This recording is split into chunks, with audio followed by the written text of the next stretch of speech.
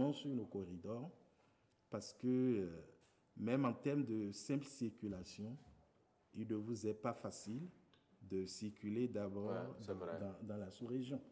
On vous réclame des papiers partout, vous les sortez, mais on vous réclame les dessous de papier. Bon, et dans ces conditions, il ne peut pas y avoir de fluidité, il ne peut pas y avoir de circulation. Donc, je reviens à votre question pour dire, il faudrait quand même qu'il y ait une vision claire, bien définie. Nous voulons pour notre port telle chose. Et donc, les investissements qui doivent l'accompagner, nous sommes prêts à les supporter. Nous avons mobilisé le capital financier, le capital humain, le capital technologique, parce qu'aujourd'hui, et plus, il n'y a pas longtemps, nous avions organisé un colloque sur la contribution des TIC au transport et aux échanges en Afrique de l'Ouest. Donc aujourd'hui, c'est une variable qu'il faut intégrer dans le développement portuaire. Et du coup, il y a des préalables qu'on doit nécessairement faire si réellement nous avons l'ambition de nous positionner à tel endroit. Donc, investir au niveau du port, oui, parce que le quai qui est pourri, ne me demandez pas qu'un navire vienne rester à ce quai-là. Il faut nécessairement le refaire et le redimensionner au niveau du trafic actuel. Donc, maintenant, ne restons pas seulement sur les investissements au niveau du port, mais allons vers les investissements dans l'arrière-pays qui vont donner du souffle au port. Et à côté de ça, il faudrait mobiliser le personnel. Ce n'est pas un personnel démotivé qui va travailler à hisser votre port au niveau firmament, quoi. Voilà, au niveau élevé que vous voulez dans la sous-région. Et puis, il faudrait que on essaie de donner réellement la main et la confiance d'abord aux compétences nationales pour réellement faire de ce port ce qui doit être. Parce qu'il y en a, malheureusement ou heureusement. Heureusement. D'accord. Alors, Aladji Gaba, est-ce que vous aussi, le rail, il vous manque? Oui. Pour un transporteur que vous êtes. Les rails sont concurrents. Ça vous manque, vous êtes votre concurrent. Il faut reconnaître que les rails constituent en quelque sorte un concurrent au transport terrestre. Mais si nous reconnaissons nos limites, nous devons vraiment demander à ce que le rail reprenne. Donc il vous manque.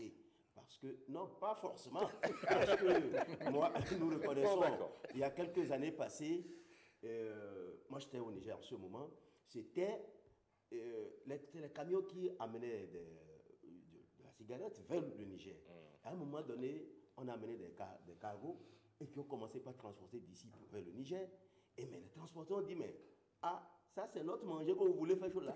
Mais en quelques années, ça s'est arrêté. Donc nous, au même moment où nous souhaitons que les rails reprennent, mais qu'on définisse le champ d'action de chacun. Les rails, voilà. La route, voilà. Au jour d'aujourd'hui, c'est nous qui jouons le rôle de rail. Parce que c'est nous qui transportons des conteneurs du port Bouillé vers Alada. Alors qu'en temps normal, c'était les rails qui devaient jouer cette chose. Donc, le professeur disait tantôt l'intégration sous-régionale. On dit, oui, la libre circulation des personnes et des biens, mais réellement, qu'est-ce qu'on constate? Aujourd'hui, on continue, vous allez entendre dans nos guéguerres, on dit un tiers, deux tiers entre le Bénin et le Niger. C'est un accord bilatéral qui date de 1970. De 1970 à ce jour, je crois bien, le monde a évolué. On ne peut plus parler de un tiers, deux tiers. C'est la compétitivité du port qu'on veut. Les pays aussi, le Niger aussi, c'est un pays de transport. Il va falloir qu'on nous mette en concurrence. Et le moins 10 ans remporte. Donc, au lieu qu'on ne se targue pour dire le Bénin a un tiers, le Niger a un tiers, ça retarde les choses. Voilà. D'accord. On a encore 60 secondes à partager entre Martial et M. Godonou. Bon, moi, je voulais tout simplement insister sur un aspect, parce que c'est aussi quelque part un frein pour le bon fonctionnement de la plateforme portuaire. Le volet camionnage. Je pense qu'il faut qu'on sorte des sentiers battus. Comment? il faut qu'on cesse de parler de transporteurs, qu'on commence par parler de compagnies de transport. Merci. Le port doit fonctionner aujourd'hui lorsqu'on a affaire à des structures et non à des personnes physiques. Imaginez un instant, pour pouvoir éviter les ruptures de charge, c'est-à-dire le transitaire qui fait ses formalités dans le système de gestion aujourd'hui de la plateforme portuaire, s'il a la possibilité en même temps de passer la main à la société de transport qui est intégrée au système, qui peut affecter directement un camion au conteneur qui doit sortir, ça va aller vite. Au lieu que le transitaire aille voir le transporteur qui est dans un coin de rue pour aller négocier, et lui qui va faire venir son camion qui date de 1965 au port. Donc vous comprenez ce que je dis. C'est très important qu'on réorganise ce secteur-là et qu'on cesse d'avoir affaire à des individus. D'accord. Voilà. D'accord. Martial Guédigan, pour finir. Je voulais simplement dire que pour l'avenir du port de Cotonou, il va falloir se baser sur l'ouvrage du professeur pour vraiment attaquer les enjeux et les perspectives du port de Cotonou afin qu'il devienne compétitif, comme on le dit. L'autre chose, je pense qu'il ne faut pas faire économie de vérité. Je voudrais dire à Alhaji Garba que nous allons changer de mentalité. Changeons de mentalité pour ne plus voir les rails comme des concurrents des transporteurs ou des compagnies de demain. Non, il n'a jamais dit ça. Non. Il n'a jamais dit ça, Martial. Non. Attendez, Il a dit, laissez-moi finir. D'accord. Laissez-moi finir. Parce que le Bénin n'est pas le seul pays au monde à avoir un port. Et comment se fait-il comment les autres s'organisent pour que les rails fonctionnent? C'est ça. Je vais vous C'est bien étonner. les rails que la route. Hein. Oui, la route. Oui, mais ça a été démontré. Lorsqu'on laisse les camions de Cotonou vers Glazoué ou Savalou, de ça, il se fait que lorsque vous prenez le côté droit des routes, c'est... Il l'a reconnu, c'est parce qu'il n'y a pas les rails, donc ils ont joué le rôle des Je rails. vais finir. Je ne veux pas lui en personne, non. Allez, Je veux dire simplement on va que... finir, s'il vous On plaît. va s'il vous refaire le plaît. débat. Non, pas le débat. Je veux dire simplement que les rails doivent renaître au Bénin. D'accord, c'est clair. Il faut que le On gouvernement est y tous travaille d'accord. pour qu'on retrouve, que le train plutôt siffle encore au Bénin, D'accord. que ce qu'on appelle bébé, très souvent qui a la grande capacité vous de avez la transport nostalgie de de ça. marchandises. Ah oui. Parce que quoi? C'est important pour l'économie béninoise. D'accord. Alhaji, Oui, je voudrais Bien sûr. tout de 10 suite, secondes et on va conclure. dire à M. Martial, que oui. nous ne souhaitons pas, notre souhait est que les rails renaissent. D'accord. Oui, parce que ça va amener aussi, ça diminue le coût aux consommateurs. Exactement. Mais nous n'allons pas toujours penser à nous et détruire l'économie, du tout pas. Le développement. Je voudrais dire que il a donné un exemple tout à l'heure, il dit en allant à Glazoué, le côté droit est difficile à pratiquer. Moi, je m'inscris en faux. Vous prenez la route C'est pas votre faute. Oui. C'est pas votre faute. Oui, D'accord. du tout pas. Vous allez voir un peu la route Cotonou-Sémé. La charge qui passe par là dépasse la charge qui passe de l'autre côté. Mais ça dépend aussi du contrat, de la qualité De ce Les qui a été infrastructures. fait là-bas. de l'infrastructure. D'accord. Nous sommes prêts. C'est en cela que nous sommes d'accord de payer le pesage d'ici Cotonou à Malanville. Il y a deux ponts, il y a deux endroits où nous payons. Nous payons à Sirarou, sur le même corridor. 30 000 pour les camions dont les cieux dépassent 5. 30 000 à Savet. 30 000 à Sirarou. Et vous voyez, sur le même corridor. Et il n'y a qu'au Bénin qu'on voit ça. D'accord. Ça fait 60 000. Merci Donc, si Alhaji. nous ne sommes pas, il faut qu'on revoie un peu. C'est bon, la Alhaji. composition Allez, des voies. il va falloir qu'on compris, finisse, Alhaji, c'est bon. 30 secondes, docteur Léoussou, et on a fini. Merci beaucoup. Monsieur Gaba, il a dit, ils ne sont pas contre le rail. Parce qu'effectivement, il y a des conditions pour que le transport routier soit compétitif. Et quand ce n'est pas respecté, ce n'est pas bien. On force, mais en fait, on se fait du mal parce qu'on dégrade facilement nos infrastructures, on fait le transport très cher et puis c'est tout le monde qui paie en fait la facture. Il faut qu'on en vienne à la professionnalisation de l'activité transport routier. Et comme le monsieur Godonou l'a dit, désormais, on a besoin des OTM, c'est-à-dire des organisateurs de transport multimodal. Donc, c'est des gens qui ont la capacité de peser et le rail et la route, de faire le meilleur choix et de proposer aux clients le choix le plus, disons. Merci.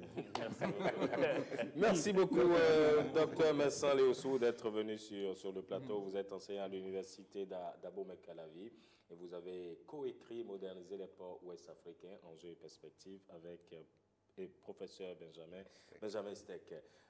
Aladji Garba Rabiou, merci d'être venu sur le plateau également. Il ne vous est pas étranger, vous le savez. Lui, c'est la première fois qu'on le reçoit. C'est pour cela que je le disais. Vous également, monsieur Bonomi. Merci d'être venu. Merci. Vous. La Renaissance des rails. Allez, on marque une courte pause et on vous retrouve pour la suite de Section 7 matin. À tout de suite. Oui.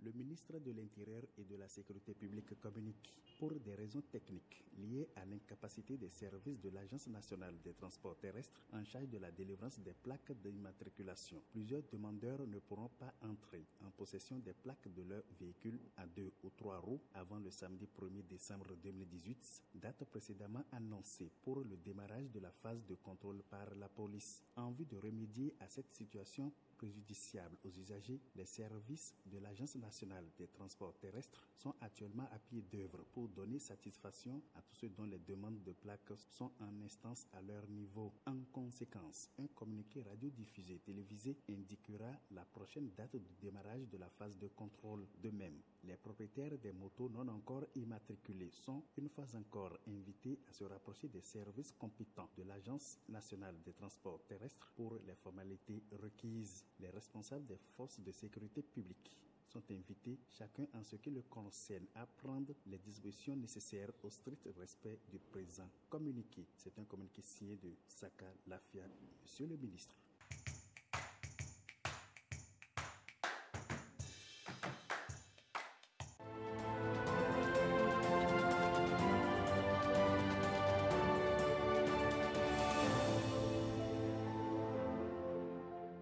Le débat, il était en plateau, en studio, mais il était également sur les réseaux sociaux. Maurice Tantan, vous avez pris le temps de lire un peu les commentaires. Bonjour. Bonjour Ricardo, bonjour Serge. Bonjour Maurice Tantan. Les commentaires étaient nombreux ce matin sur la question du jour. Il faut dire effectivement que le sujet autour du port de Cotonou intéresse beaucoup de téléspectateurs et d'internautes et ils ont été nombreux à réagir. Et parmi les suggestions qui sont revenues le plus souvent, c'est entre autres la réduction de la simplification même des tracasseries douanières au niveau des ports, la modernisation du port, mais aussi, disons, l'intelligence économique. Il y a beaucoup d'intervenants qui ont suggéré d'aller voir ce qui se passe dans les autres ports, notamment au port de Lomé, pour pouvoir être un bon concurrent à ces ports-là. Nous allons prendre quelques commentaires sur Facebook et sur Twitter essentiellement ce matin. Et nous commençons avec Sylvestre Adam Sauton qui dit « Sachant que le port autonome, le port de Cotonou n'est pas le seul dans la sous-région, pour rendre ce port compétitif, le plateau technique doit être renforcé et en plus, le service rendu doit être rapide, efficace et de très haute qualité. » Brice Yeba nous dit tout d'abord, je demanderai à l'État de garder un œil sur ces activités car cela est très important. Ceci pourrait faciliter la libre circulation des marchandises et des biens et éliminer les fraudes. Il faut également penser à la modernisation du port de Cotonou pour le rendre compétitif, écrit Brice Yeba. Anno Kounouji nous dit le port est une zone où on importe et on exporte. Concernant l'importation, le gouvernement doit réduire les procédures pour les véhicules d'occasion, réduire les tracasseries douanières et policières, construire des voies ou réhabiliter certains axes routiers permettant aux camions de vite se décharger pour une bonne mobilité des transports. Maintenant, pour le côté le plus important, il faut pour une bonne compétitivité de notre port, et qu'il faut le respect absolu il dit avec le respect absolu que j'ai pour le gouvernement de la rupture, c'est de coopérer avec les opérateurs économiques et les grands transiteurs pour leurs affaires. Je vais y arriver. Prenez votre temps.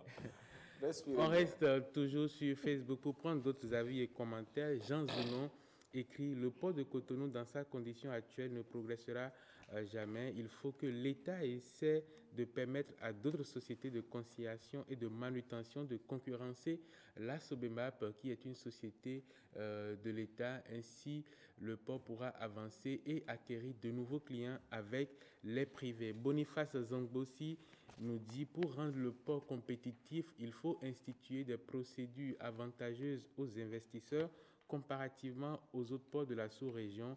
Et pour y parvenir, il revient aux acteurs de simplifier les procédures et formalités tout en gardant les frais pratiqués dans la zone. Fola Djomi Adjibodi nous dit « Il n'est plus un secret pour personne que le port de Lomé est plus compétitif que le nôtre. Je proposerai donc à nos autorités de faire une immersion en ce qui concerne la gestion de ce port en vue de faire une étude comparative et tirer les conclusions idoines pour le décollage de notre port. » Dernier tour de commentaires sur Facebook, puisqu'il y en a eu beaucoup ce matin. Claudicia Bocchini nous dit qu'à son analyse, il serait souhaitable de remettre la gestion du port de Cotonou à un Béninois. Ce faisant, cela sème déjà la confiance selon lui entre nous et pourrait motiver les opérateurs à librement commercialiser. Le cas du port de Lomé peut nous édifier. Branco Eric dit « Le gouvernement béninois doit faire des efforts pour réduire les tracasseries routières et les frais liés au transit des marchandises. » C'est dans la même logique que s'inscrit le commentaire de Fulbert Mendillon qui dit qu'il faut réduire les taxes aux transporteurs puis désengorger le port. Blaise Vaucou, quant à lui, explique qu'il faut créer plusieurs ports secs et également rendre libre la circulation des biens en supprimant certaines taxes. Nous allons passer de côté de Twitter à présent. Le premier commentaire est celui de Gounou Setondi Raymond qui dit « Il faut créer des partenariats avec d'autres ports de renom de la sous-région.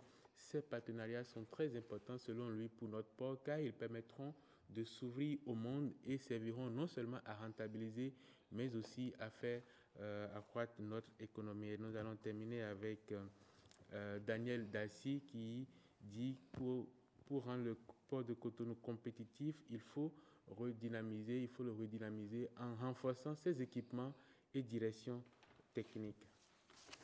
Maurice Tantan, merci beaucoup. Merci Serge. Merci. On prend le rendez-vous pour demain, c'est bien cela? Oui. D'accord. Vous aimez manger le niébé avec quelle sorte d'huile? C'est quoi le niébé? Ah, bobo. À bobo.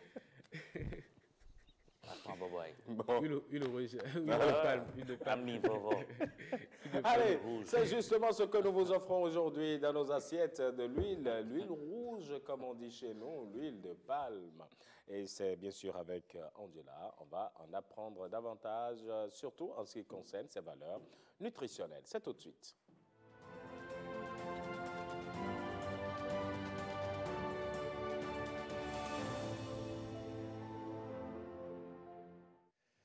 Et dans nos assiettes ce jour, de l'huile rouge avec Angela Peja la belle. Bonjour Angela. Bonjour Ricardo, vous êtes tout aussi beau, hein? Merci. Mais ça, je l'ai plus encore.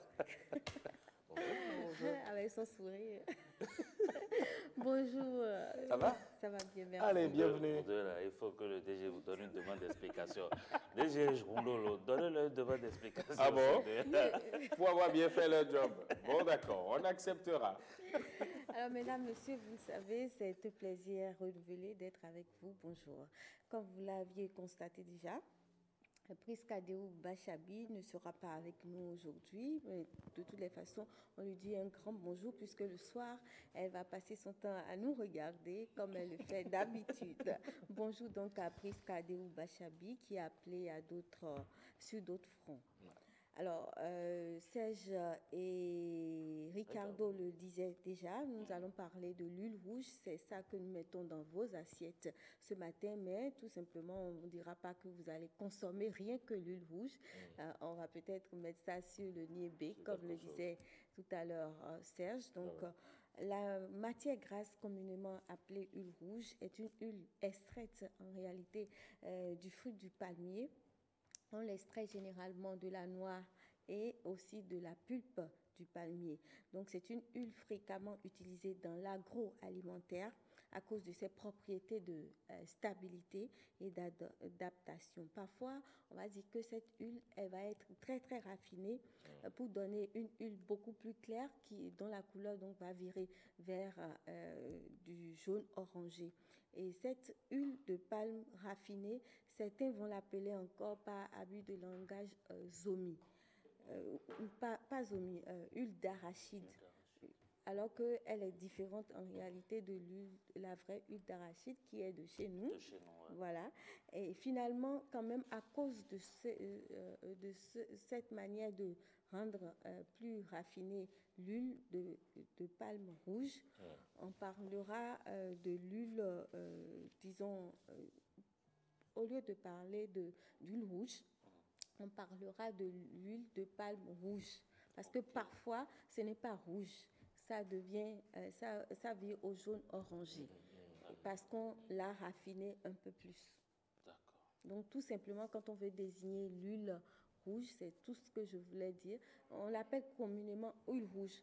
Mais il vaut mieux dire l'huile de palme rouge. L'huile de palme rouge. Parce que parfois, ce n'est pas rouge. D'accord. Venons-en à sa composition nutritionnelle. Alors, par rapport à sa composition nutritionnelle, on dira que dans l'huile rouge, on trouve 50% d'acides gras saturés, 50% également d'acides gras insaturés. Il y a de la vitamine A, ça tout le monde sait.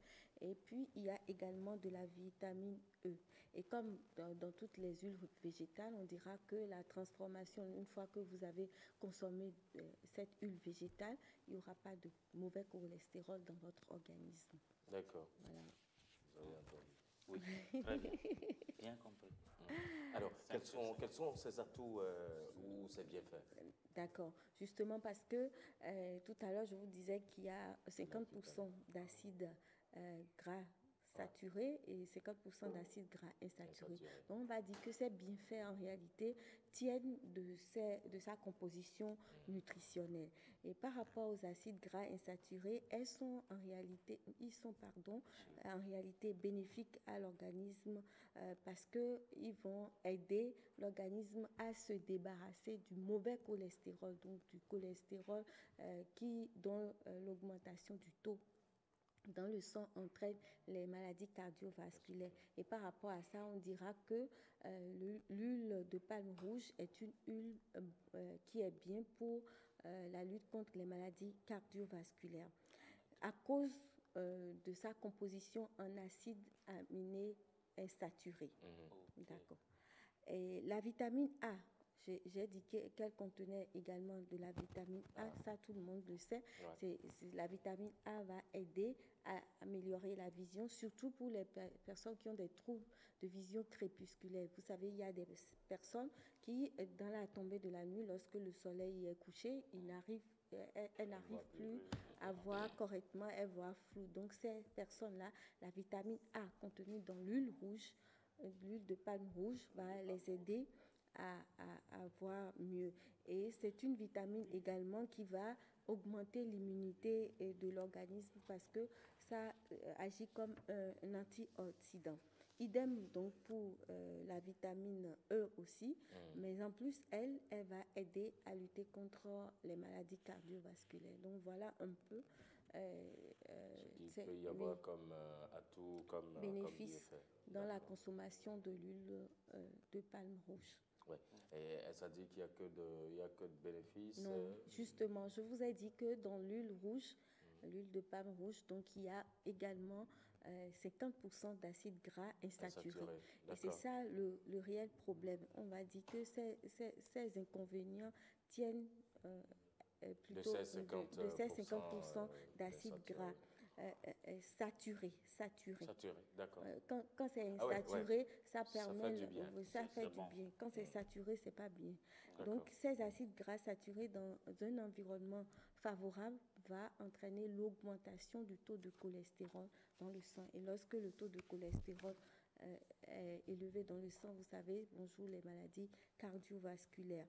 Et je vais quand même préciser que normalement, ces acides gras saturés qui sont contenus dans l'huile de palme rouge sont moins nocives que celles qu'on peut trouver dans les huiles animales. Malheureusement, lorsqu'on va trop chauffer ça, au-dessus de 35 degrés, 40 degrés, on va justement aller vers quelque chose de vraiment nocif pour l'organisme. Donc voilà le principal problème qu'il y a au niveau de l'huile de palme rouge. Voilà. Alors, pour finir, hein, pour nous qui aimons bien consommer ça, justement, oui, il faut consommer ça. C'est l'une des meilleures huiles que nous avons. En dehors de l'huile d'arachide, à Zimi, à Goliton, à Kou, vrai. Oh. Serge, vous aimez ça? Allons-y. Non, je préfère l'huile de palme rouge. Oui, elle est très bonne aussi. Elle est très bonne aussi à condition que vous la consommez sans la chauffer. Donc crue. Lorsque les dames ont ça veut dire que ce que ma grand-mère me donnait à l'époque quand non, zomi là, le zomi, parce qu'il y en a deux, hein, il y a l'autre qu'on appelle collet ou que je ne sais plus. En tout cas, il y a une langue là. Dites à Serge de prendre l'huile de chez moi, Zimi. L'huile de palme rouge, c'est de ça qu'on parle aujourd'hui. Comment est-ce qu'on l'utilise?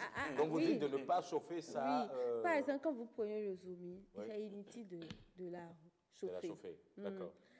Parce que quand ça excède une certaine température, vous n'allez pas pouvoir bénéficier de ces atouts nutritionnels, même de la vitamine A et tout ça. On dit souvent que les légumes, il ne faut pas trop les chauffer. Donc, il faut consommer ça cru, essentiellement, pour bénéficier de ça. Et lorsque vous devez chauffer, il ne faut pas trop chauffer. Lorsque vous avez fait, disons, la sauce, vous mettez ça après. Vous mettez l'huile après. Et là, vous bénéficiez correctement de ces atouts nutritionnels. Même quand vous voulez manger ça avec le niébé, le haricot, c'est inutile de chauffer. Allez, mangez seulement. Mangez seulement. Non. Il ne faut pas exagérer. L'habit de toute chose, nuit. Donc, il ne faut pas exagérer. Ce n'est pas parce que c'est une bonne huile qu'il faut exagérer. Vous savez que Serge, il aime le niébé là. Ah, oui, je sais très bien. Moi-même, j'aime ça au passage. J'aime ça. Moi, j'adore ça. Allez, merci Angela, on se retrouve demain. Vous voyez la forme du haricot, non? C'est en forme de rein, tout ça, c'est très bien. Allez, c'est bon. Le soir aussi. Bon. On va faire maintenant du sport. Aujourd'hui, c'est Hospice Métoli qui est aux manettes.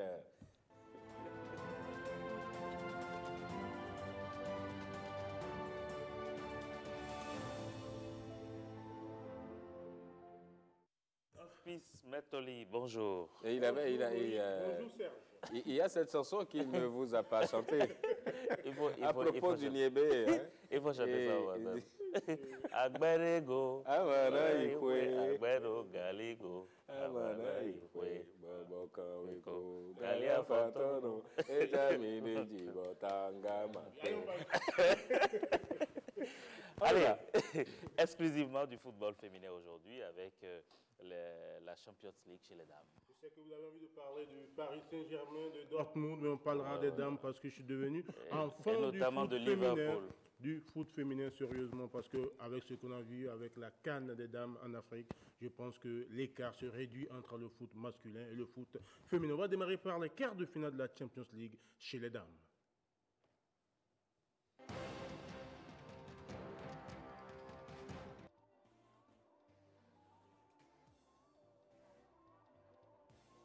Alors qu'on s'attendait à des quarts de finale faciles, le face-à-face entre FAP du Cameroun et First Bank du Nigeria va connaître des rebondissements.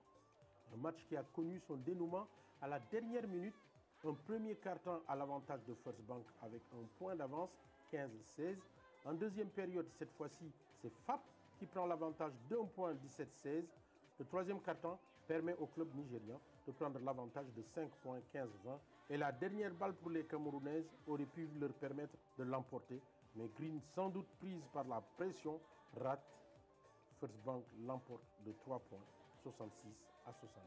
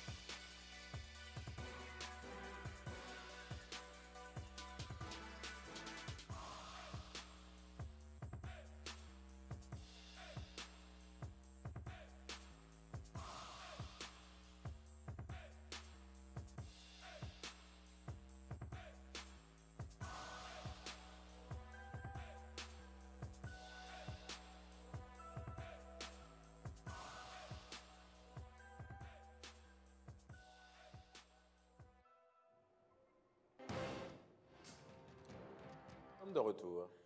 On va plutôt laisser le foot et parler essentiellement de basketball. Bon, je sais que vous aimez le basket aussi. D'ailleurs, dernièrement, il y a eu les qualifications pour la phase continentale ici, chez les hommes. Oui. Donc, nous allons parler basket dames. On va continuer de parler basket dames. On parlera de foot féminin prochainement.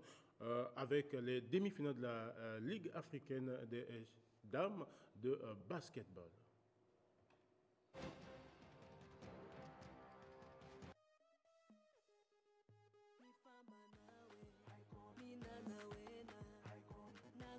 La première demi-finale oppose l'Interclub d'Angola en blanc à l'AS Vita de la RDC en vert. Un match à sens unique où on a vu une équipe interiste laissant au repos certaines de ses cadres à l'image d'Italie Lucas après que celle-ci ait régalé tout le public lors des matchs de poule et surtout face au Ferroviario de Maputo avec 33 points. Face aux Congolaises, malgré son temps de jeu réduit à 11 minutes, Italie Lucas et Astrida Vicente ont fait le travail. Score final et sans être inquiété une seule fois dans le match, le club angolais s'impose 76-56 et atteint la finale.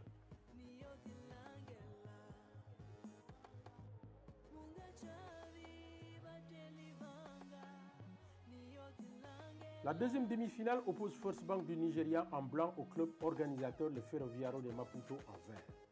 Un match qui s'annonce difficile pour les Mozambicaines tant les Nigérianes ont impressionné dans le secteur intérieur composé de Ginette Foutila et Mohamed Aïcha. Mais le Ferroviario avait d'autres ressources à l'extérieur avec Annabella Kossa élue meilleure three-pointeuse du tournoi. Après un premier quart-temps à égalité 13-13, le Ferroviario va mener le deuxième quart-temps de 4 points, 16-20. First Bank à son tour remporte le troisième quart-temps 19-15 et la dernière période est décisive. First Bank perd beaucoup de ballons, 34 en tout, et n'a plus de jeu à l'intérieur. Résultat, les filles de Peter Amidou sont éliminées 59-72.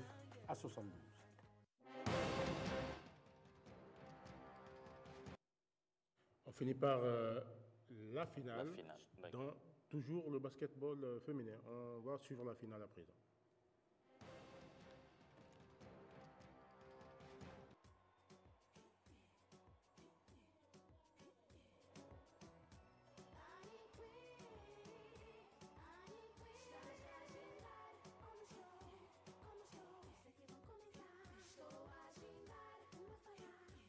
Faire oublier bien vite la lourde défaite en phase de poule face à l'Inter. Tel était l'objectif du Ferroviario à l'entame de cette 24e finale de la Coupe d'Afrique des clubs champions. Italie Lucas, sous les ovations, allait-elle refaire la belle prestation? À moins que Carmen Tyson Thomas, qui a conquis le public mozambicain, sorte enfin le grand match que tout le monde attend. Le Ferroviario remporte le premier carton, 11-16. L'Inter, le deuxième, 22-14. La troisième période, le Ferroviario l'emporte 11-17. Un véritable chassé-croisé pour les deux équipes et un Tyson qui réussit son shoot. Le Ferroviario tient sa revanche car la dernière période est à égalité 12-12. Score final 56-59 pour le club organisateur qui remporte sa première finale. Le public pouvait être heureux, surtout que pour Odelia Zebia Mafalena, qui a reçu en direct sa demande de mariage, je vous laisse découvrir le podium de la compétition.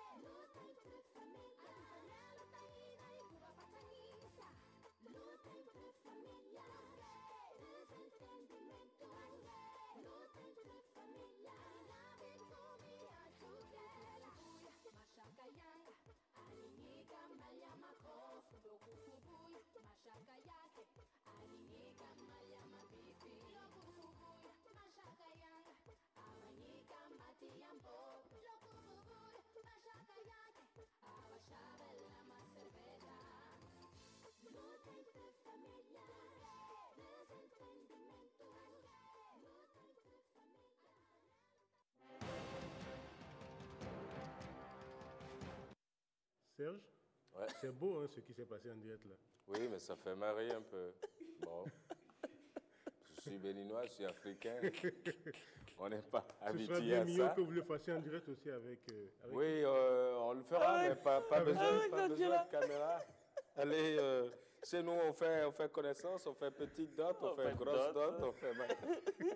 C'est pas ces fleurs. C'est pas après un tournoi. D'abord, elles prennent les fleurs, puis elles vous les jettent après. Bon, ben, parce qu'elles n'en connaissent pas l'utilité. C'est beau, c'est mieux. Oui, c'est beau. Qu'est-ce qu'on devrait faire à ce monsieur-là? Oui. Allez, on a 3 minutes, on passe à autre chose. C'est fini pour aujourd'hui. D'accord. Donc, demain, on fait du football féminin? Oui, avec la Ligue européenne des champions. D'accord. Allez, merci, Auspice. Bonne journée. Bonne journée à vous. Appelez William Aguiar pour la revue, s'il vous plaît. Bill Aguiar, la revue de presse, c'est maintenant.